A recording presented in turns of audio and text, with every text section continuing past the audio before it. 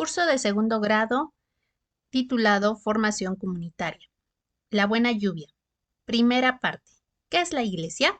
Curso de eclesiología, contenido de la lección número 1 a la 9. Lección número 7. Solo una es la verdadera iglesia. Las notas o características que las distinguen de las demás. Cada vez es más frecuente escuchar que se dice que todas las religiones son buenas para llegar a Dios. Esto constituye una cuestión demasiado seria en cuanto que por tal camino fácilmente se pueden caer en el error. Y de hecho venimos contemplando que muchos católicos, siempre con instrucción religiosa muy escasa o nula, cambian de religión, ante todo por mirar con superficialidad problema tan serio. Tenemos pues que ir a fondo para contemplar en toda su magnitud la cuestión. No puede haber más que una religión buena porque solo una puede ser verdadera. Lo que no es verdadero no es bueno. La mentira y el error son esencialmente malos. Dios, objeto directo de la religión, es la verdad misma, la verdad sustancial. Ama la verdad y aborrece la falsedad. La verdad no puede ser más que una y de dos proposiciones sustancialmente contrarias. Forzosamente, solo una podría llegar a ser verdad, en tanto que la otra sería falsa. Luego, entre dos o más religiones contradictorias entre sí, la que una admite lo que la otra niega. Forzosamente solo una podría ser verdadera. La otra o las otras serían tanto más falsas, cuanto más discrepan o más se alejarán de la religión verdadera. Pretender que todas las religiones sean buenas es admitir que el sí y el no son lo mismo, que da lo mismo ir a favor de la verdad que en favor del error. Esto es tragarse el mayor absurdo. Si se está en la convicción de gozar de la verdadera religión, de poseer en ella toda la verdad sin mezcla de error, sería absurdo admitir otra religión como buena, siendo distinta, ya que forzosamente en ella faltaría la verdad en parte o totalmente. Y en consecuencia Dios, que es la verdad infinita, en ella se encontraría mezclado con la mentira que le es contraria. Y con todo, muchos hombres hay que admiten toda religión como buena, aceptando que todas ellas conducen a Dios, que es la suma verdad. En tales condiciones, la verdadera religión es aquella que pone al hombre en relación con el verdadero y único Dios. Ya hemos visto que la religión cristiana arranca del hecho de la comunicación que Dios, no el hombre, establece con Abraham, de cuyo encuentro proviene toda la historia de la salvación, hasta entroncar con la redención de Cristo y la fundación de Él, de la verdadera y única Iglesia, fundada para prolongar la acción salvífica de su divino fundador hasta el fin de los tiempos. A esta es a la que legítimamente corresponde el nombre de Iglesia cristiana, y la religión que profesa es la verdadera religión cristiana, la que conviene distinguir entre las varias que dicen serlo. Jesucristo no fundó varias iglesias. Jesucristo fundó una sola iglesia, a la que compara con un único rebaño, con un solo pastor, y la que expresamente indica que desea que ingresen todos los hombres de todos los pueblos de la tierra. Así nos lo expresa el Evangelio de Juan, capítulo 10, versículo 16, donde nos dice: también tengo otras ovejas que no son de este redil. También esas tengo que llevarlas y escucharán mi voz. Habrá un solo rebaño, un solo pastor. Palabra de Dios. Te alabamos, Señor. Luego, entre las diferentes iglesias que se dicen cristiana, solo una puede ser la verdadera. Tres sociedades religiosas dicen ser la verdadera iglesia de Jesucristo. La primera, la Iglesia Católica, la que también se denomina como Iglesia Romana porque su cabeza visible es el Papa, obispo de Roma. Número 2. la Iglesia griega y rusa, que asimisma se dice Iglesia ortodoxa, que quiere decir dogma recto. Esta iglesia se separó de la católica en el año 1054. Número 3. La iglesia protestante, separada de la iglesia católica en el siglo XVI, la cual se divide en tres ramas principales. Inciso A, la iglesia luterana, fundada por Martín Lutero en Alemania. Inciso B, la iglesia calvinista, fundada por Juan Calvino en Suiza. Y el inciso C, la iglesia anglicana, fundada por el rey Enrique VIII de Inglaterra. Cada una de las tres iglesias protestantes se subdividió y se sigue subdividiendo en numerosas sectas. Los sistemas de entender la iglesia entre los ortodoxos y protestantes son tres. En primer lugar, tenemos al liberalismo. Entiende que Cristo instituyó una religión, pero no una institución ni una sociedad religiosa, por lo que cada quien es libre de aceptar la forma de congregarse o prescindir y practicar la religión en forma individual. Esto les permite liberarse de toda autoridad, mandato, dogma y culto. Número 2. El institucionalismo. Este sistema acepta una autoridad, pero diversamente. Unos aceptan el cesarismo, que consiste en que la autoridad máxima de la Iglesia es quien detenta la autoridad civil, como el rey de Inglaterra, y otros solo aceptan la democracia, en que los miembros todos de la Iglesia escogen a quien ha de gobernarla, incluso en forma temporal. Número 3. Jerarquismo. En este sistema se acepta que Jesucristo dio potestad de autoridad tan solo a los apóstoles, y a Pedro un primado tan solo honorífico, por lo que todos los obispos son iguales en autoridad por derecho divino, sin que exista una autoridad universal. Ante esto conviene definir cuáles son las características que ha de poseer la verdadera iglesia para distinguirla de las demás. Estas características reciben el nombre de notas y son 4. Una, santa, católica o universal y apostólica. La unidad es la nota que expresa la forma de ser de la iglesia. La santidad es la nota que expresa el modo de ser de la iglesia. La catolicidad o universalidad expresa la extensión de la iglesia. La apostolicidad determina la edad y base de autoridad de la iglesia.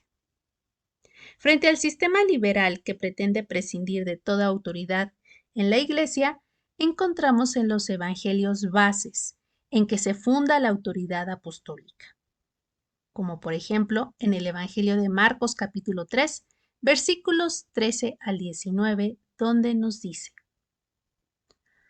Subió al monte y llamó a los que él quiso, y vinieron donde él. Instituyó 12, para que estuvieran con él, y para enviarlos a predicar con poder de expulsar demonios.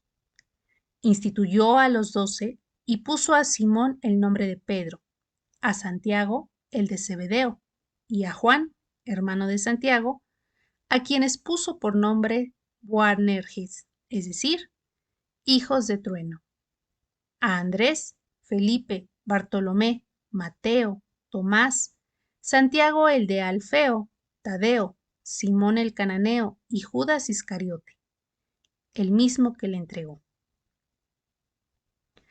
Lo vemos también en el Evangelio de Mateo, capítulo 16, versículos del 18 al 19. Y yo a mi vez te digo que tú eres Pedro, y sobre esta piedra edificaré mi iglesia, y las puertas del Hades no prevalecerán contra ella. A ti te daré las llaves del reino de los cielos. Lo que ates en la tierra quedará atado en los cielos, y lo que desates en la tierra quedará desatado en los cielos. Palabra de Dios. Te alabamos, Señor. Este principio de autoridad tan enfáticamente enunciado por Cristo destruye todo sentido de liberalismo dentro de la Iglesia. Contra el cesarismo, que pretende sujetar a la Iglesia bajo el poder temporal de quienes gobiernan las naciones, encontramos la clara distinción que el Señor hace del modo como ha de ejercerse la autoridad en su Iglesia, con expresión clara de exclusión de todo poder temporal. Así nos lo expresa Mateo, capítulo 20, versículos 25 al 27, donde nos dice: Mas Jesús les llamó y dijo: Sabéis que los jefes de las naciones las gobiernan como señores absolutos, y los grandes las oprimen con su poder.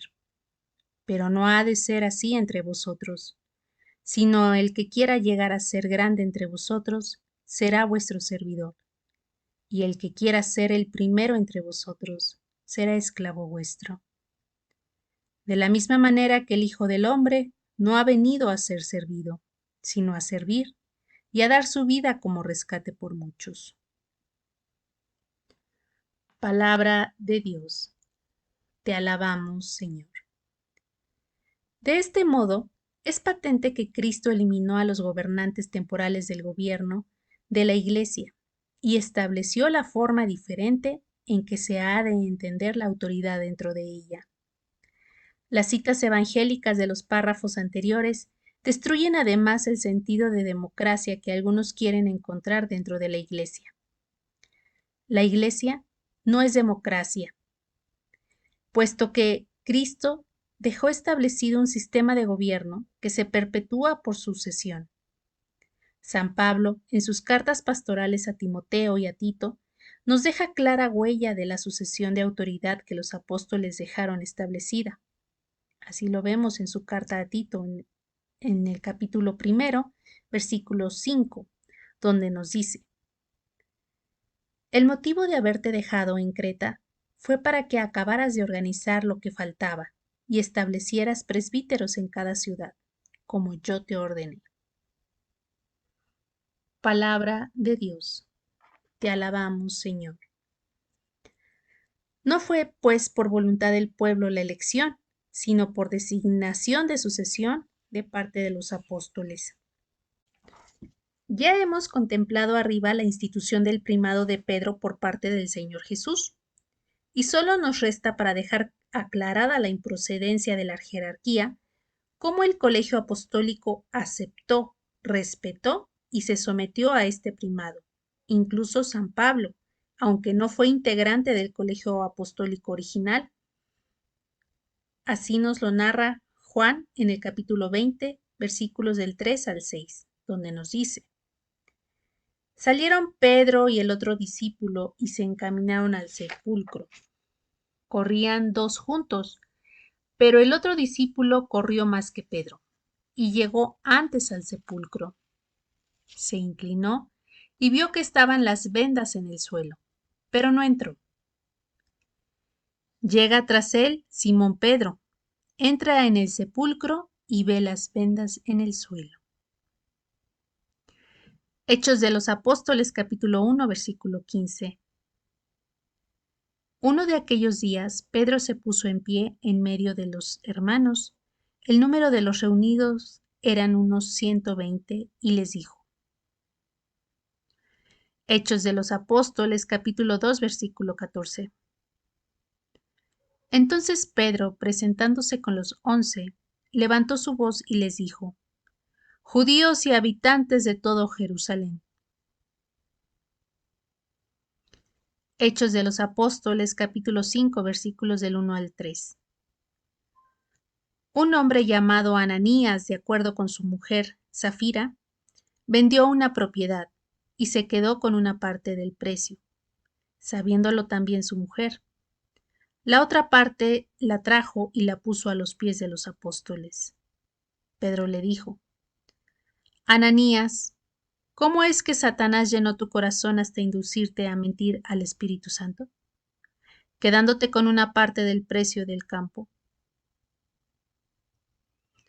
Primera carta de San Pablo a los Corintios, capítulo 9, versículos del 4 al 5.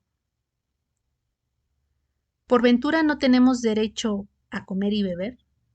¿No tenemos derecho a llevar con nosotros una mujer creyente como los demás apóstoles? ¿Y los hermanos del Señor y Cefas? Pedro. Primera carta de San Pablo a los Corintios, capítulo 1, versículo 12. Me refiero a que cada uno de vosotros dice: yo soy de Pablo, yo de Apolo, yo de Cefas, Pedro, yo de Cristo. De la carta de San Pablo a los Gálatas, capítulo 2, versículos del 7 al 9. Antes, al contrario, viendo que me había sido confiada la evangelización de los circuncisos, al igual que a Pedro, la de los circuncisos. Pues el que actuó en Pedro para hacer de él un apóstol de los circuncisos, actuó también en mí para hacerme apóstol de los gentiles. Y reconociendo la gracia que me había sido concedida, Santiago, Cefas y Juan, que eran considerados como columnas, nos tendieron la mano en señal de comunión a mí y a Bernabé. Nosotros nos iríamos a los gentiles y ellos a los circuncisos. Ahora dejemos hablar al mismo Pedro, en su primera carta, capítulo 5, versículos del 1 al 2. A los ancianos que están entre vosotros les exhorto yo, anciano como ellos, testigo de los sufrimientos de Cristo y partícipe de la gloria que está para manifestarse. Apacentad la grey de Dios que os está encomendada, vigilando, no forzados, sino voluntariamente según Dios, no por mezquino afán de ganancia, sino de corazón. Palabra de Dios. Te alabamos, Señor. Todo esto e innumerables párrafos de los evangelios donde destaca incuestionablemente la figura de San Pedro, donde Cristo le distingue y hace notable sobre los demás, donde los demás aparecen ya aceptando una preferencia del Señor hacia él. Todo eso es la base sin lugar a duda de la doctrina del primado de Pedro, el cual habrían de heredar sus sucesores, los obispos de Roma, de la que él fue y murió siendo el primer obispo.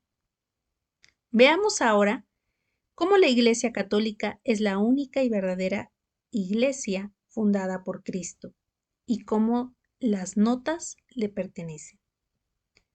Como consecuencia de todo lo dicho, debemos llegar a estas conclusiones. Primero, siendo la religión un vínculo espiritual y moral que relaciona al hombre con Dios, y siendo por tanto necesaria la religión a todo hombre por cuanto a Dios su creador y conservador le es necesario.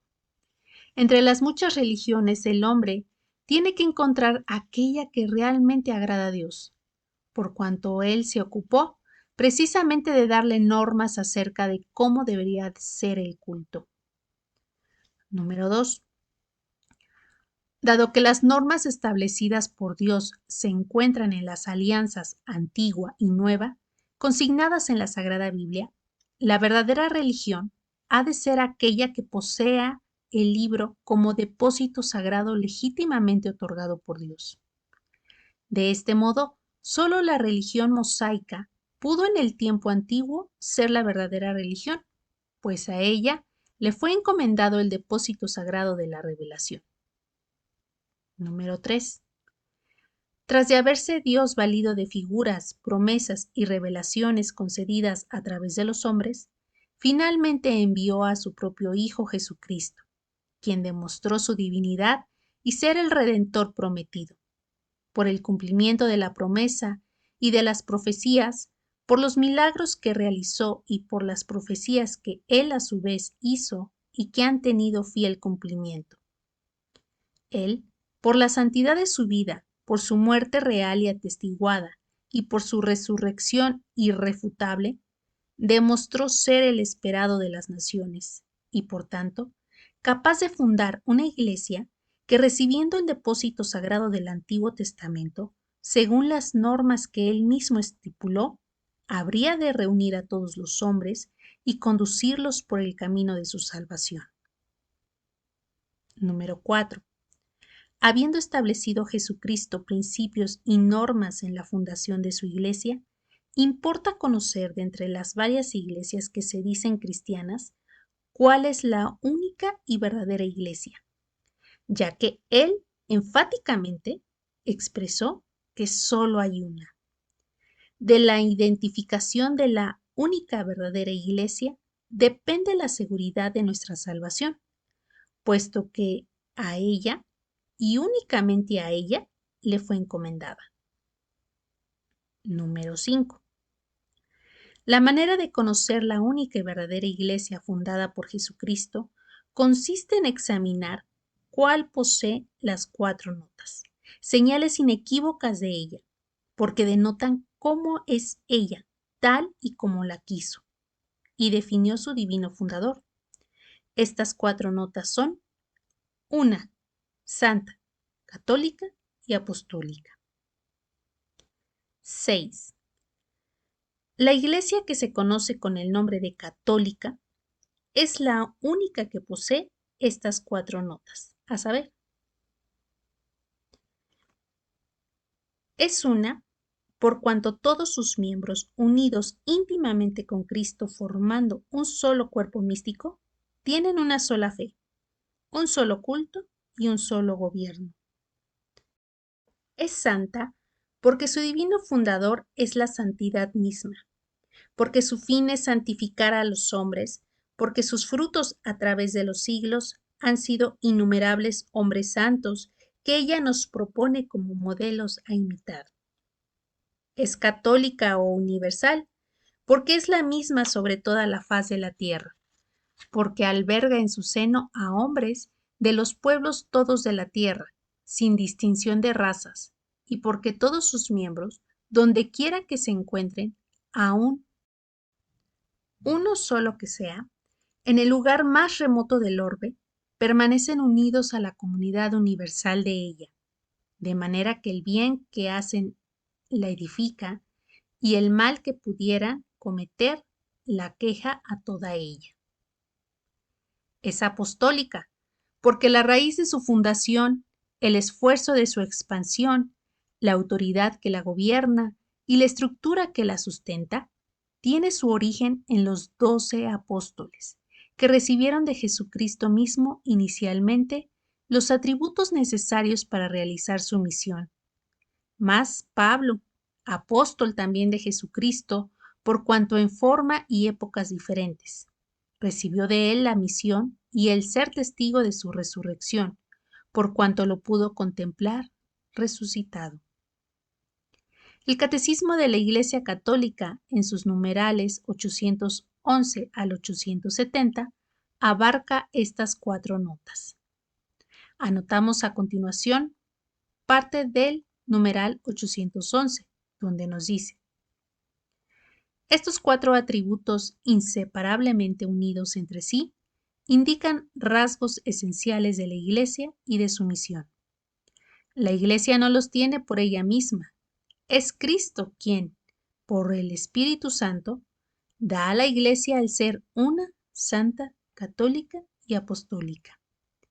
Y Él es también quien la llama a ejercitar cada una de estas cualidades. Esta iglesia es conocida también como la Iglesia Romana, debido a que, siendo el sucesor de San Pedro quien tiene el primado del magisterio, de santificación y de gobierno de la Iglesia Universal, se identifica como obispo de la ciudad de Roma, por haber sido San Pedro el primer obispo de esa ciudad y haber muerto en el desempeño de ese misterio. Del mismo modo, la sucesión apostólica se mantiene ininterrumpida en todos los obispos como sucesores de los apóstoles, como cabezas de las iglesias locales o particulares, conservando el vínculo de unidad por el romano pontífice, a quien le rinden sumisión y obediencia como pastor supremo de la Iglesia Universal. Resumiendo, solo puede existir una verdadera y única religión, porque Dios es la verdad suprema, y la verdad no puede ser más que solo una. La única verdadera religión es la religión cristiana, porque Jesucristo, siendo Dios y hombre verdadero, la estableció fundando su única iglesia. La única iglesia de Jesucristo es la católica, porque es la única que posee las 4 notas: una, santa, católica y apostólica. La Iglesia Católica es llamada romana porque su cabeza visible es el Papa, obispo de la ciudad de Roma. Reflexiones personales. ¿Sabes admirar a tu Iglesia Católica y hacerla admirar a otros? ¿Sientes en lo profundo tu declaración: creo en la Iglesia Católica? ¿Es esta fe tuya tan grande como capaz de convencer? Resolución. Señor, te agradezco haberme llamado a servirte dentro de la verdadera y única Iglesia, a la que amaré y serviré. Nuestra lección en la página número 5 nos muestra una fotografía del Concilio Vaticano II, donde nos dice que es la mayor concurrencia de obispos que registra la historia de la Iglesia. Estuvieron presentes también superiores generales de las congregaciones y órdenes religiosas, patriarcas, abades generales, teólogos, eclesiásticos, laicos y religiosas, representantes de las iglesias católicas del rito oriental. En este concilio, como nunca, se plasmaron a la vez la unidad y la universalidad, que bajo la presencia del Papa San Paulo VI, sucesión apostólica actuante, dejó entrever al mundo el misterio en la historia que avanza. En la página número 7 vemos al Papa Francisco ante el sepulcro de San Pedro en el altar de la confesión dentro de la cripta de la Basílica del Vaticano. El sucesor del Príncipe de los Apóstoles y de 266 papas anteriores, cumple la misión encomendada por Cristo de enseñar, es decir, el magisterio, de santificar, es decir, el sacerdocio, y la de conducir, es decir, el gobierno. Todo esto hacia el pueblo santo de Dios, que es la Iglesia, bajo la guía infalible y prometida del Divino Espíritu, tal como ha venido sucediendo durante 20 siglos de historia. Bueno, pues hasta aquí nuestra lección número 7, titulada Solo una es la verdadera Iglesia. Te invito a que consultes los numerales que nos propone nuestra lección del Catecismo de la Iglesia Católica, del 811 al 870. Muchas gracias, hermanos, por seguir esta transmisión. Nos vemos en la siguiente lección con la número 8, titulada El pueblo que Dios tomó para sí. No se la pierdan, los espero. Luz y sal, reunir y servir. Dios les bendiga. Hasta pronto.